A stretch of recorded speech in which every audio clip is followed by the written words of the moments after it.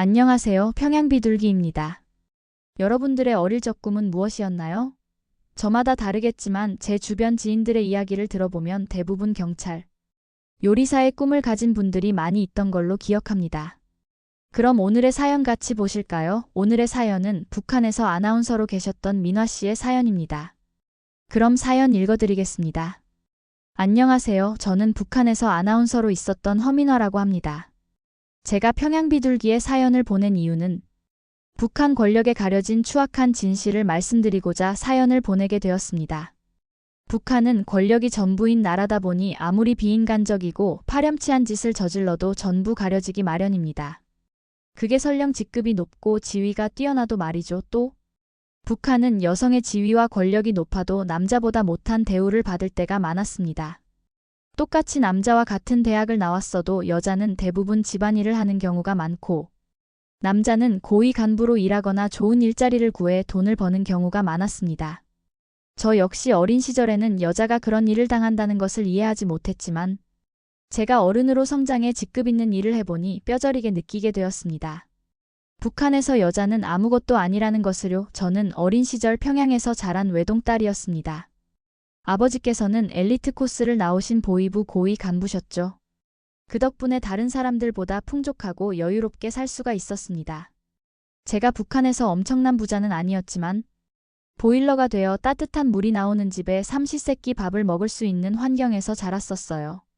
그리고 저희 집에서 가전제품이 있었는데 그 중에서 텔레비전이 있었죠. 한국에서는 텔레비전이 흔하게 집집마다 하나씩 있다고 들었는데 북한에서는 텔레비전이 집집마다 있던 게 아니었습니다. 텔레비전이 북한에서는 단순한 가전제품이 아닌 계층에 따라 보유할 수 있었던 물건이었던 것이었죠. 그뿐만 아니라 정치적 신뢰도와도 밀집하게 연결되어 있었어요. 대부분 도시 가정집에서 텔레비전을 볼 수가 있었는데 제가 살고 있는 평양도 그중 하나였습니다. 농촌 산간 지역은 보급이 거의 없다고 보시면 되었죠. 돈 많은 사람이 북한에서 텔레비전을 가질 수가 있었는데 그중 저희 집도 하나였습니다. 저는 아버지 어머니 두 분 다 일을 나가셨기 때문에 집에서는 항상 혼자로 지내다 보니 아버지께서 심심하지 말라고 텔레비전을 사주셨어요. 그때 처음 텔레비전을 보고 설레는 마음을 감출 수가 없었는데 북한에서 텔레비전을 국가가 통제하는 장치에 불과했습니다. 한국에서 텔레비전은 예능 만화 재미있는 방송이 나온다면 북한은 모든 공식 텔레비전 방송이 조선중앙텔레비전이 한 채널이었습니다. 텔레비전에는 특수한 수신 제한 장치가 달려 있어서 일반 국민은 구경 방송만 시청이 가능하도록 되어 있었죠. 하지만 일부 고위 간부용 텔레비전은 여러 채널이 열려 있거나 기관망을 통해 다른 것도 볼 수가 있었어요. 저희 아버지께서 고위 간부시다 보니 저는 종종 다른 채널의 방송도 볼 수가 있었습니다. 하지만 그 당시 어렸던 제가 보는 방송은 너무나 지루하고 재미가 없었습니다. 방송에서 나오는 것들은 어르신들이나 볼 법한 채널들이 나왔고 정치선전 교육 일부 예술과학 프로그램이 나왔었습니다. 북한 국가가 국민에게 보여주고 싶은 것만 보여주는 수단에 불과했었습니다. 그것에 저는 무슨 방송인지 무슨 내용인지도 이해하지 못하고 혼자 있으면 그냥 심심하니까 할 것이 없어 봤었던 것 같았습니다. 근데 그 중에서도 제가 매 시간마다 보던 방송이 하나 있었는데요. 바로 조선중앙텔레비전이었습니다. 그 방송은 북한에서 가장 대표적이었던 방송인데 대부분 뉴스 혁명, 역사 공연 같은 방송들이 많이 나오곤 했었어요. 저는 거기서 뉴스를 같은 시간마다 보곤 했었죠. 뉴스에 나오는 방송은 다른 방송과는 특별한 무언가가 있었어요. 뉴스에서는 북한에서 일어나고 있는 일들이 나왔고 무엇보다 예쁜 여자분이 나와 글을 또박또박 읽어주는데 그 모습이 정말 멋지고 제 눈에 예쁘게 보여 더 집중해서 보던 방송이었습니다.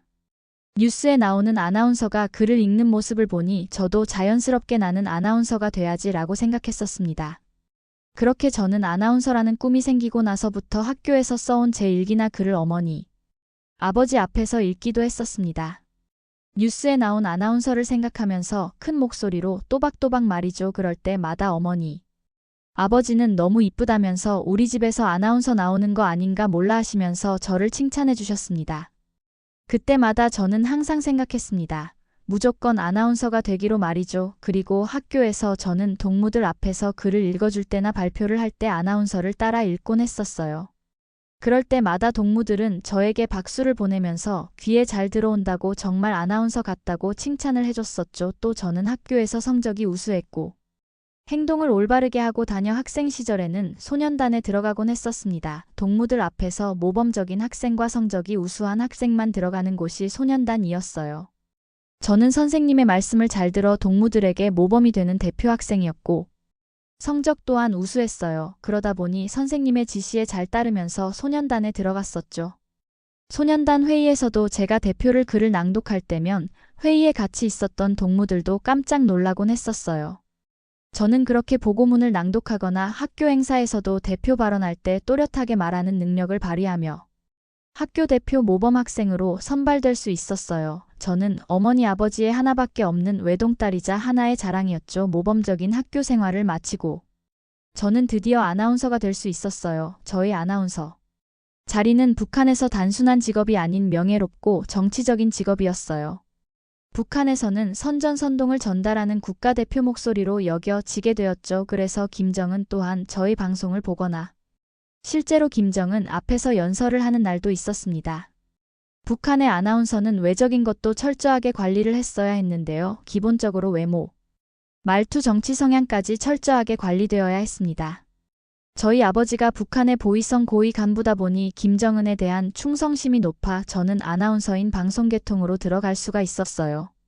또 평양예술대학 언어학부를 졸업해 조건은 충분히 차고 넘쳤었죠. 저는 그토록 바라던 아나운서가 되었고 저의 방송 인생이 시작되었습니다. 저는 아나운서가 된 이후 부모님과는 떨어져 지내야 했었고 국가에서 지정한 숙소에서 거주를 했어야 했습니다. 방송국 출입은 항상 당 지도 아래 지도원에 의해 감시를 받으며 살아야 했고 배급 의복 화장품도 모두 특별 공급을 받으면서 살아야 했었습니다. 저는 이렇게 북한에서 김정은에게 충성을 다하며 김정은의 눈밖에 절대 나갈 수가 없었습니다. 일거일투족 모두 감시를 받으며 살아왔죠. 저는 북한에서 대표 방송인 조선중앙텔레비전에서 일을 했었습니다. 방송 전후에는 사상검증, 충성맹세문, 혁명사상 학습을 의무적으로 해야 했었고 단순히 말을 잘하는 것이 아니라 김정은과 당 노선을 완전히 지지하는 인물이었어야 하는 것이었습니다. 저는 방송을 하기 전 꼭 낭독을 해야만 하는 게 있었는데 바로 경애하는 김정은 동지의 위대한 혁명활동 보도를 말했어야 했습니다. 또 제가 대표 아나운서다 보니까 특별행사 방송에서는 김정은 연설, 국경일 예술공연 중계는 전부가 제가 맡아 진행을 하곤 했습니다. 저는 이때 매우 격정적이고 감정이 실린 말투로 위대한 영도자 동지 만세를 꼭 외쳐야 했습니다. 그것이 김정은에 대한 충성심을 증명하는 일이기도 했습니다. 하지만 아나운서의 뒤에는 말할 수 없는 비리가 존재하고 있었습니다. 방송 내용은 제가 직접 대본을 써서 낭독을 하는 것이 아니라 선전선동부에서 내려오는 원고를 제가 읽는 것이었습니다. 저는 제가 작성한 글을 읽고 모두가 좋아하고 칭찬을 해주는 것으로 희열을 느끼고 아나운서가 되겠다고 마음을 먹은 것인데 정작 다른 사람이 써준 대본을 읽고 김정은에 대한 충성심을 항상 밝혀야 하는 제 자신이 점점 초라하게만 느껴졌습니다. 그리고 받은 대본 또한 정직하게 작성된 것이 아니라 거짓된 정보도 함께 들어가 있었습니다. 나라의 정보를 전달하는 대표 아나운서가 이런 거짓 정보를 발설하니 마음 한구석이 꽉 막히는 느낌이 들었습니다. 어느 때처럼 일정을 전부 마치고 숙소로 돌아왔는데 편지 한 통이 와 있었습니다. 바로 김정은한테서 온 편지였는데요. 저의 연설과 방송을 잘 보고 있다면서 너무 멋지다는 내용이었습니다. 북한의 최고 권력자에게서 이런 편지가 오니 저는 너무 감격스러웠습니다. 저의 능력을 인정받는 느낌이었고 지금까지의 생각은 전부 잊게 만들 만큼 기뻤습니다. 그리고는 편지 마지막에 이런 말이 있었습니다. 저와 만나서 이야기해보고 싶다면서 김정은이 적어준 주소로 와달라는 것이었습니다. 저는 아무 의심도 없이 저에게 상장 수여를 하는 것인 줄 알고 만나기로 한 장소로 갔습니다. 김정은과 만나기로 한 날 고위 간부가 차를 몰고 저를 데리러 왔습니다. 저는 곧 받을 칭찬과 부모님에게 한 번 더 자랑스러운 일을 한다는 것을 말씀드릴 생각에 신나 들떠 있었습니다.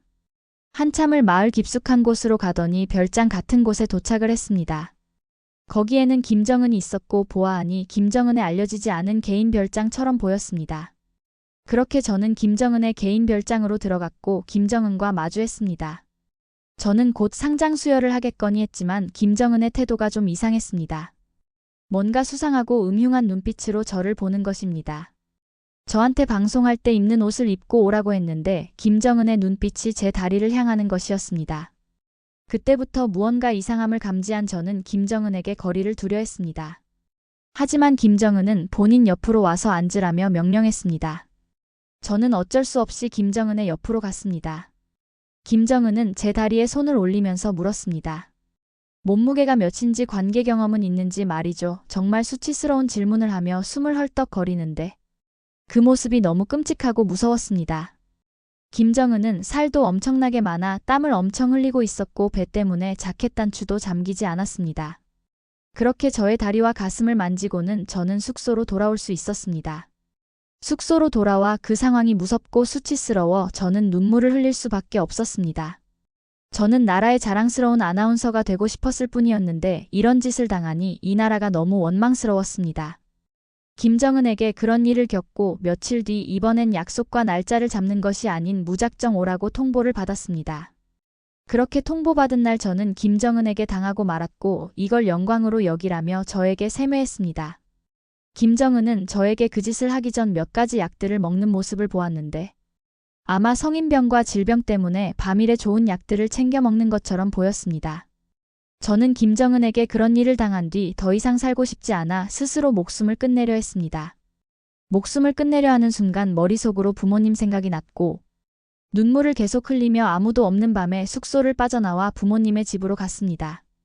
부모님은 만신창이가 된 저를 보고 놀라 무슨 일이 있었냐면서 물으셨고 저는 지난 있었던 일들을 전부 말했습니다. 어머니께서는 저와 같이 눈물을 흘리시며 엉엉 우셨고 아버지께서는 말없이 저를 안아주셨습니다. 단지 부모님의 자랑스러운 자식이 되고 싶었을 뿐인데 이런 일을 당하니 부모님께 너무나 부끄러운 자식이 된 것 같았습니다. 아버지께서는 어머니와 저에게 무언가 결심한 듯 말씀하셨습니다. 이 개만도 못한 곳에서 살지 말고 가족 다 같이 탈북을 하자고 하셨어요.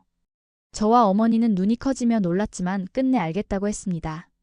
그렇게 저희 가족은 그날 탈북을 했습니다. 아버지께서 보위부 고위 간부시다 보니 탈북에 대한 정보를 많이 알고 계셨고 그 덕분에 저희 가족은 한국으로 탈북을 할 수 있었습니다. 저희 가족은 탈북을 하는데 꼬박 2년이라는 시간이 넘게 걸렸고 그 중간에는 저희 가족이 목숨을 잃을 뻔할 적도 있었습니다. 저희가 어떻게 탈북을 했는지 자세하게 이야기해 드릴 수는 없지만 아버지께서 탈북 루트를 잘 아는 남자분을 찾아 한국으로 들어온 것이 생각이 납니다. 그 남자분 덕분에도 저희 가족은 한국으로 넘어올 수 있었어요. 그렇게 저희 가족은 한국으로 넘어온 지 4년이나 지났고 어머니 아버지 저 나름대로 직업을 가지며 평범하게 살아가고 있습니다.